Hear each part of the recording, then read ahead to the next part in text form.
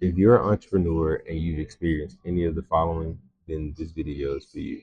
Because in this video, I'm going to be if you're a creative entrepreneur and you've been building a business for any length of time, you probably run into one of these 6 red flags I'm about to discuss in this video. Because in this video, I'm going to be discussing 6 red flags that you're building a business that you can't step away from.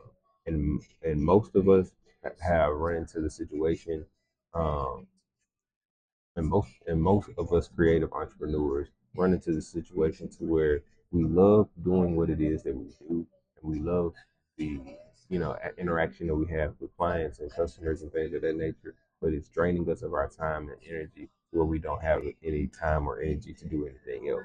So in this video, I'm going to be talking about 6 red flags that you're building a business that you can't step away from, and how you can uh, identify them and how you can fix them in the end.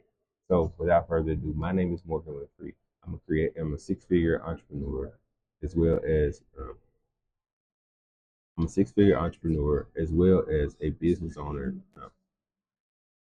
So with that being said, my name is Morgan Winfrey. I'm the owner and founder of Just Win Media, as well as a six-figure entrepreneur myself. My goal is to help as many creative business owners and professionals build profitable businesses on purpose. On purpose. And so, if that sounds like you, stay to the end of this video. Hopefully, you find it impactful. So, without further ado, let's go ahead and jump into it. Red flag number one is everything lives in your head. I find this very, very common. That every creative entrepreneur that I know has a lot of ideas in their head. They have a lot of things that they want to do, or a lot of ideas that they want to execute on, but everything lives in their head and they write nothing down. And this is one of the biggest flaws that I see, or one of the biggest red flags that I see when it comes to creative business owners that want to scale their business. Because when it comes down to scaling your business and actually being able to execute on all of those ideas in your head, it needs to be other people that can help you that you can delegate tasks out to in order for you to get more things done. Because you're only one person and you only have 24 hours in a day. And there are only so many things that you can actually efficiently or effectively do without quality lacking. So if you're the only one, if you're the only one, you're the only person who knows the passwords, the process, the prices, the where files are, and all the steps to things, and you're the only person who controls all of that, and you don't have anybody that you can delegate tasks out to do, then you're building a business that you can't step away from. And so what you want to do to fix this is start documenting everything that you think of, and start documenting everything that you think of, as well as all of the steps of the things that you already do. So what you want to do first is take note and take inventory of everything that you already do on a consistent basis.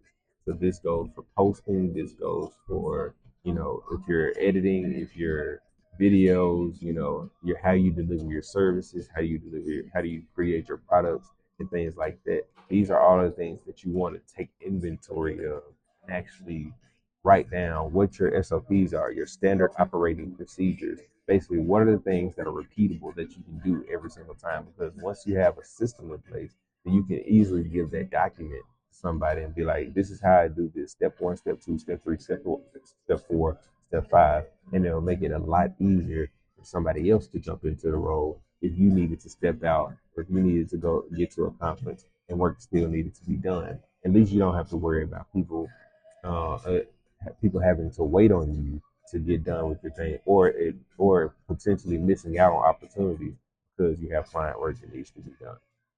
So again, how you fix this is write the steps out and use them forever.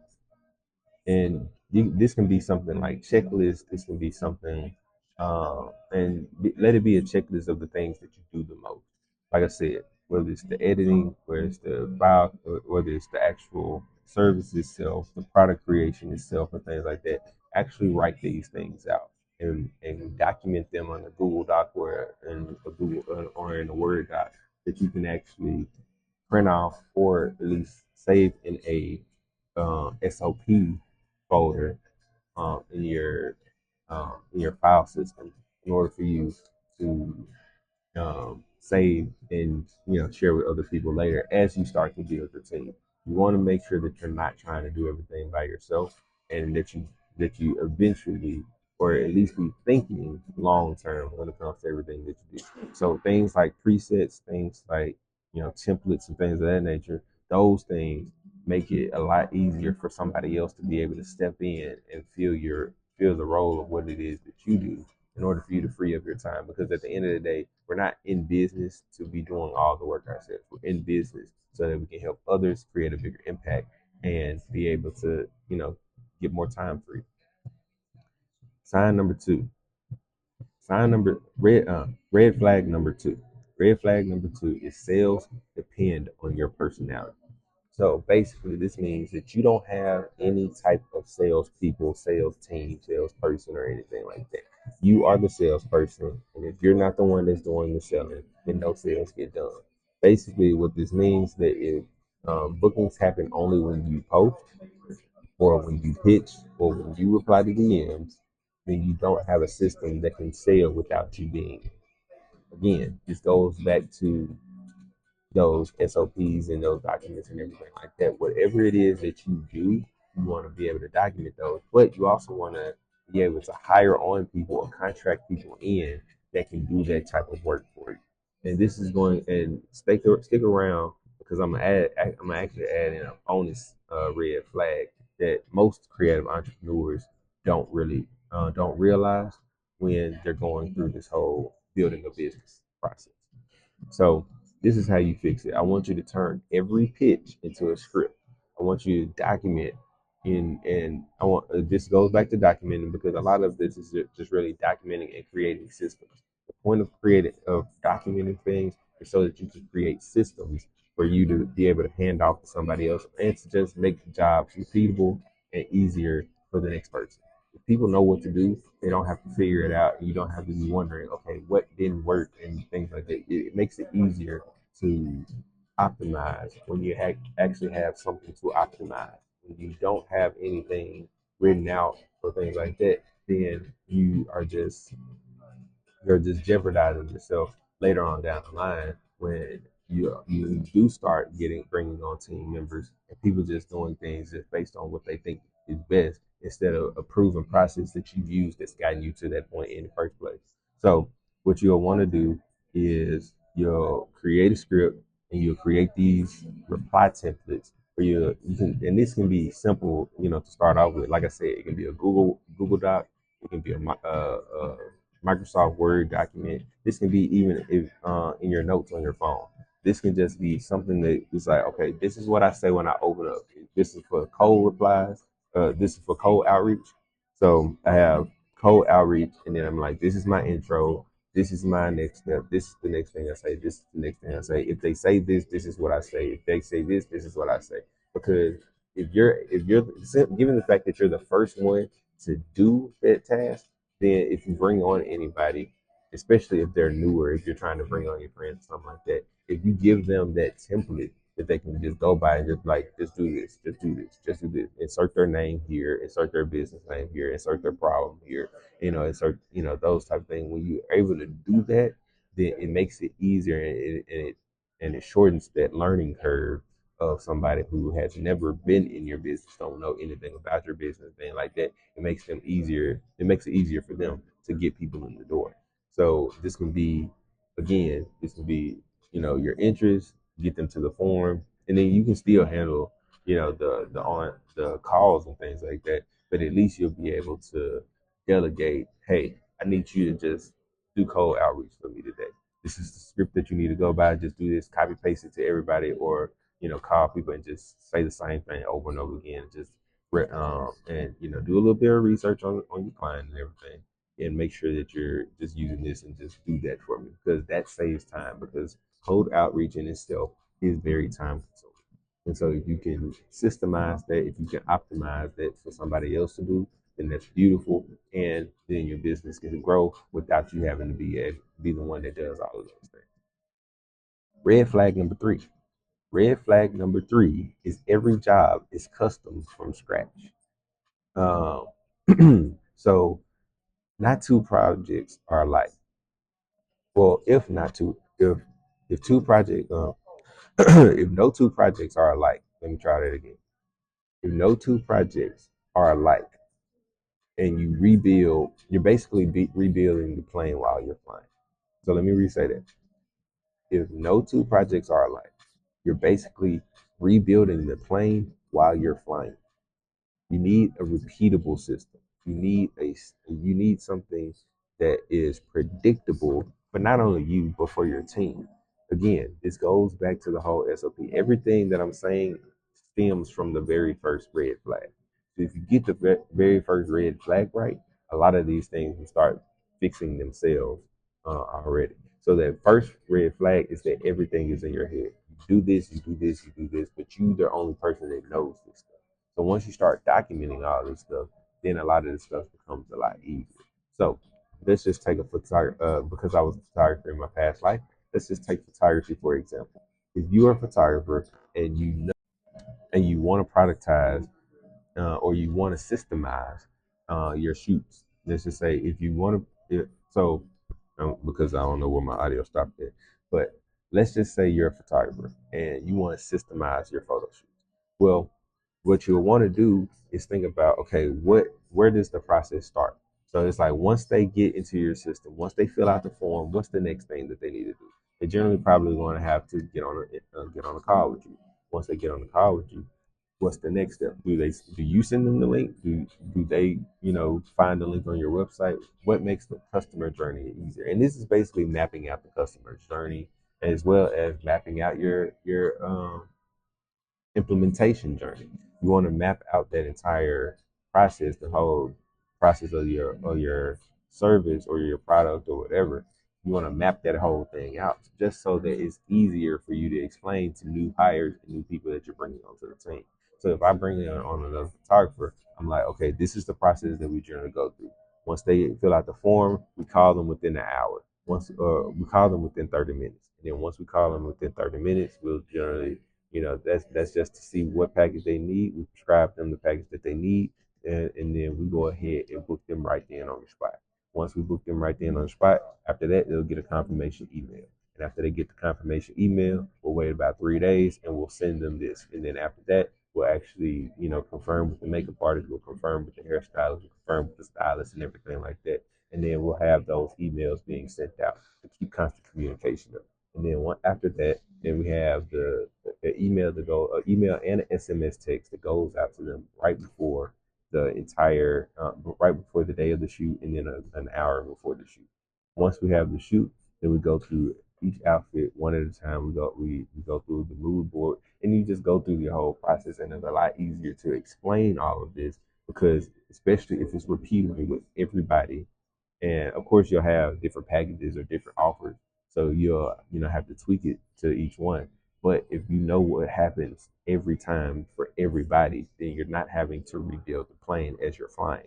You're just able to fly from point A to point B and get there smooth sailing. Red flag number four: money stops when you stop. So all in the reason why this is a red flag is because all incomes are one off. Let me say it again. All income is one off. So basically, if you don't have retainers or if you don't have any memberships, you don't have any monthly packages, annual packages, quarterly packages, if you take a sick day, the days that you're not doing anything, you're not making it. And the thing when it comes to business is you don't want to have to always be present in order to make money. Now, yes, you will have to do certain things in order to make money. Like I said, actually doing the fulfillment when somebody orders, when somebody buys, your service or whatever. But at the end of the day, the more I hate calling it passive because you still have to do some work to to make it passive. But in order for you to really scale and grow your business and have revenue that's not tied to your time, then you need to have these type of memberships, recurring continuity offers or systems in place that allows you to breathe and actually be able to do work without wondering, like, because the times that you're editing or the times that you're sick or the times that you're doing X, Y, and Z, you're not making money. So if you're not the one that is actually doing all the sales and doing everything, all the DMs and all the posting and all of this and all of that, and all of those things contribute to you actually making money, then you're losing money. So what you want to do is you want to make sure that you put at least one recurring system in your business. Like think about every single offer that you do or every single offer that you have, and just throw it in the chat GPT. Throw every single offer that you have, everything that's included and stuff like that, and then ask ChatGPT this one question. And I actually have it pulled up. Now, provide no, ask ChatGPT this: what could we offer as a recurring option for each of these offerings that and insert your business name offer? Because these are only one-time purchases, and we don't have any continuity. So I'm gonna say that again. So into this chat into ChatGPT and use the ChatGPT 5 thinking version. I think that one gives you the best, most in depth at least response. So what what could we offer as a recurring option for each of these offers? That's what you want to do when you paste in your offers, and then see what chat gives you. Chat generally has a good idea once you give you some background information on your business and stuff like that. I'm pretty sure everybody at this point has used ChatGPT to an extent, and if not, I'll create another video on that on another day. But at least throw that into ChatGPT to to see what it gives you as far as recurring offers, because the the more time you spend doing the work instead of actually working on the business and creating these types of things, the longer it's going to be until you're able to actually step away from your business. So how to fix the when money stops when you stop, um, red flag, how to prevent it is to create at least one recurring system that's tied to real value. So this is a monthly plan, this is a membership, this is a retainer, and this is kind of like a reward. This kind of rewards you rewards them for staying on. So this kind of rewards them for staying on with a small perk. So this could be like priority booking. If you have a product business, then it's like free size swap or priority shipping, or a guest pass or something like that. If you have like a brick and mortar, things like that. So you wanna just make sure you have different types of offers available. You wanna have your core thing, the main thing that makes you money, the main thing that people are doing for you. If you're a photographer, it's your photo shoots. If you're a makeup artist, it's just makeup session. If you're a hairstylist, yada yada yada. But you also want to have recurring offers, continuity offers. Not everybody's going to take it, but at least you have an offer that if they want X, Y, and Z, and they want to just keep this thing going instead of having to always come back and rebook and your information not saved, or just if you want something a little bit more seamless, a recurring offer is going to help you in that regard. And then red flag number 5 is no backup people or vendors. So again, if you're the only person doing everything, if you're the only editor, the only shooter, the only barista, the only packer, the only coach, the only whatever, one emergency breaks that entire cycle. One emergency breaks that entire week. That if you generally have a system as far as like I do this and then I do this, or these days I do this and these days I do that, and then family problems come up or financial problems come up, somebody dies, somebody, whatever. If something happens and your business stops working, or if something happens and you don't have anybody else that can pick up the slack for you, basically when if you have to call out and you don't have anybody else to pick up your shift, then your business is not going to grow. You're building a business that you can't step away from.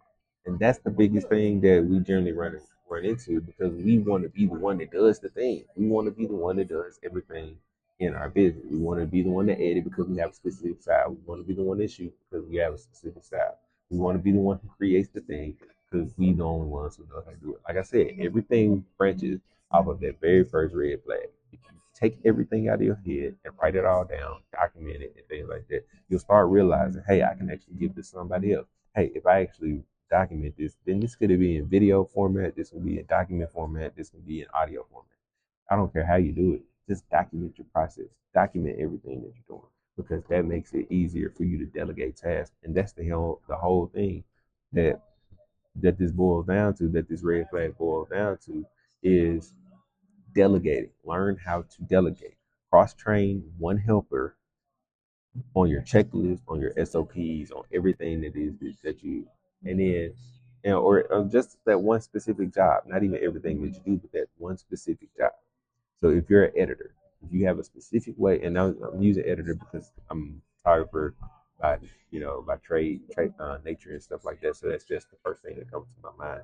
But if you're an editor, if you edit your own photos and stuff like that, it holds some training for somebody who be interested in being your editor, and then give them a few test runs, give them a few things that they can learn in order to replace you, and then you can throw some projects their way until they give you the result that you're actually looking for. And then you can completely offload that to them. You can cut them off a certain piece, or you can raise your prices up so that you can make sure that you include them in your price. And then you can go ahead and delegate that task to somebody else, and it frees up your time tremendously.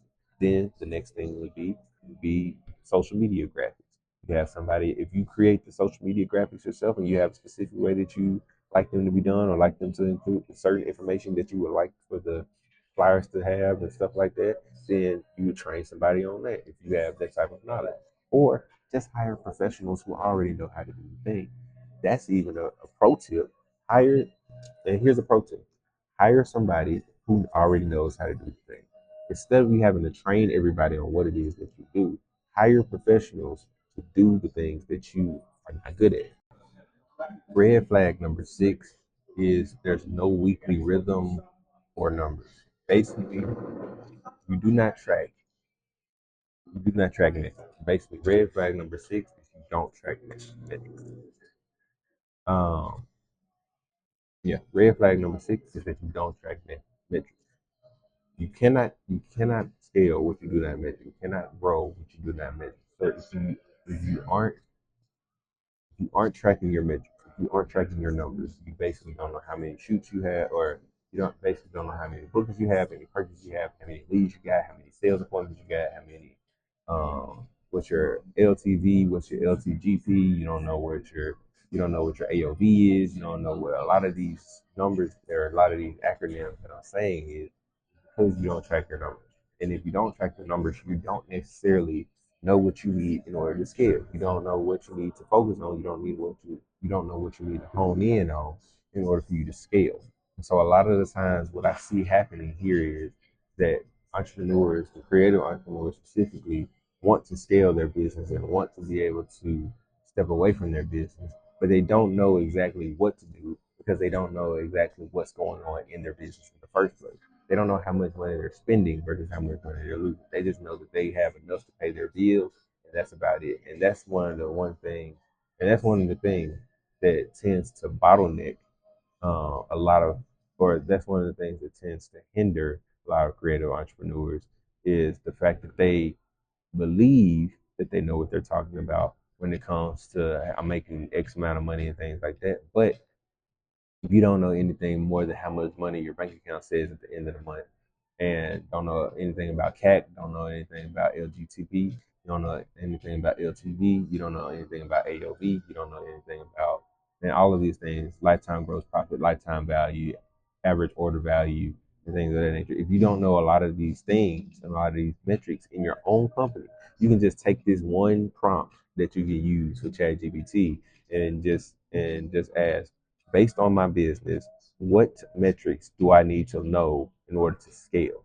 It'll give you all the ones that you need to know. Use the thinking model. I like the thinking model most. I'll make another video on ChatGPT just itself, because the thinking model, especially extended thinking part of the thinking model, gives you a much broader, much more expansive um, definition, or at least explanation of whatever it is that you're asking for. But you want to make sure that you're at least taking 30 minutes.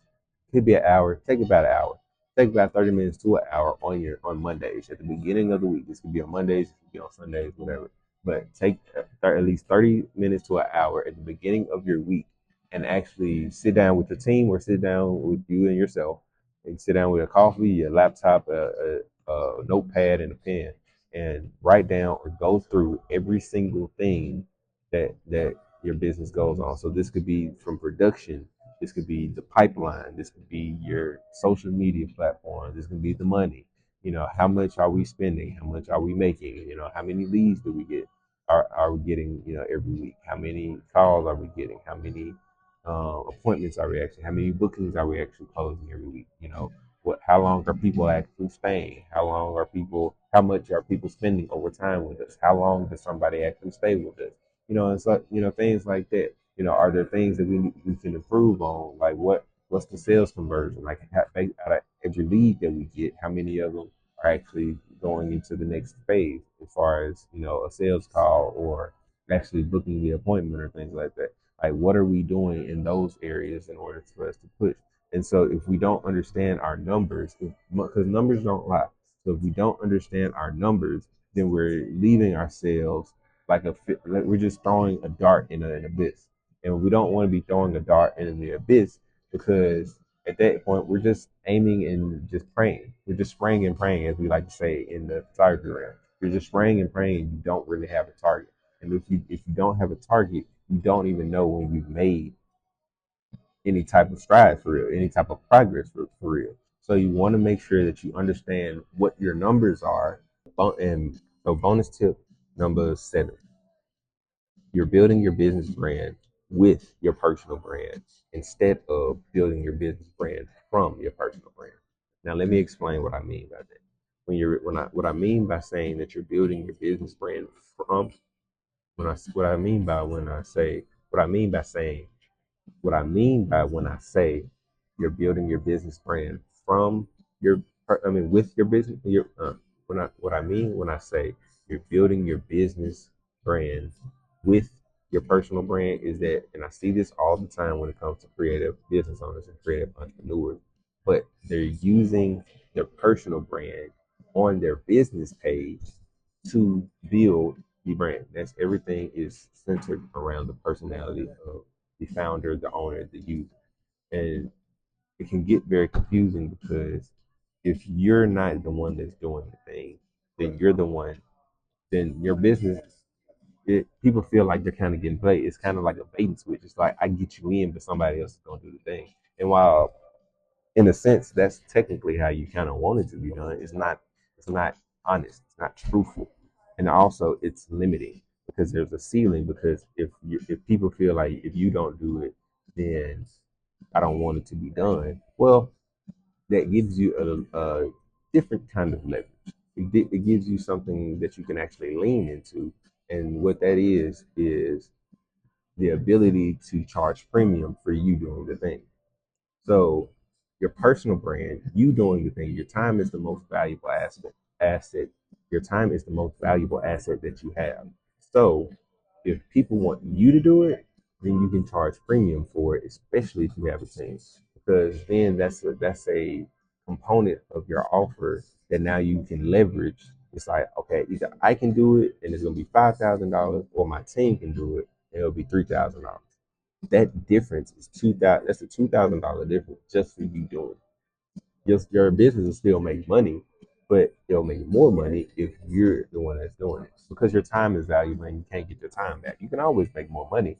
Obviously, I can still make $3,000 if my team does it, but my business can make $5,000 if I do it, and it takes me just the same amount of time as my team, or even probably less amount of time as my team, because I've honed my skills and gotten good to the point where I can do it with my eyes closed. But the point is, you don't want to try to build your business with your personal brand. You want to build your business brand from your personal brand. So your personal brand is you're the key person of influence. I got this from Daniel Priestley, and love the book. I definitely would recommend getting the key person of influence because as the key person of influence, you're the one who brings the business in. If you're the one that people hear, the face that people see, and everything like that. Think about people like Myron Golden, Omar El Alex Hermosi. Daniel Priestley, things of that nature. They had people of those calibers. They have a personal brand that drives the business to their business plan. Does that make sense? So if you think about it like that, then if you build your personal brand to where you're the voice behind the brand and you're the person that is the thought leader and getting all these things out here. Like for me, Morgan Winfrey is the business coach. Just When Media is the media partner. So I know how to do, although I know how to do the photography, the video, the editing, the graphic design, the website design, I also have a team that knows how to do it as well. If you want me to do it, then yes, it's gonna be a premium, and I'm still gonna have my team help me with it and stuff anyway. But yes, I can do it myself, but also my team can do it for a much cheaper, much more cost effective. I hate saying cheaper, but for a much more cost effective price. So those are some of the things that you want to think about, because you don't want to cap your business at you. You don't want to be the bottleneck of your business. You want to make it to where you're actually delegating tasks out to your team, and it frees you up to be able to go do podcasts, to go be on red carpets, to go to fancy conferences and dinners and things of that nature, because you're not the one that's having to do the work. It's like I can go to these things and I know work's still being done on the other end. So those are just some red flags that I've seen, that I've experienced myself in business as a creative entrepreneur, that's trying to grow his business from 6 figures to seven figures. So if you take these things into consideration, and if you identify these red flags, if I've said anything in this video that made you realize, dang, I am doing that, or dang, this is something that I've been struggling with, or dang, I've heard people say this is just confirmation for what it is I'm doing. Let this be a sign that, hey, I need to step back. I need to look at my business, and hey, if I'm not able to grow my business, or if my business isn't growing the way I want it to, then these are some of the things that I probably need to fix. So I want you to take this away. I want you to, and I'll put a little starter kit checklist in the comment section or in the description below, so that you can actually just copy and paste it and grab it and do some things with it.